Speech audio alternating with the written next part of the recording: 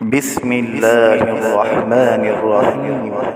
أرأيت الذي يكذب بالدين فذلك الذي يدع اليتيم ولا يحض على طعام المسكين فويل للمصلين الذين هم عن صلاتهم ساهون الذين هم يراءون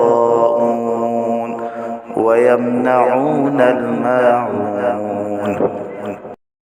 بسم الله الرحمن الرحيم. أرأيت الذي يكذب بالدين فذلك الذي يدع اليتيم ولا يحض على طعام المسكين فويل للمصلين الذين هم عن صلاتهم ساهون الذين هم يراءون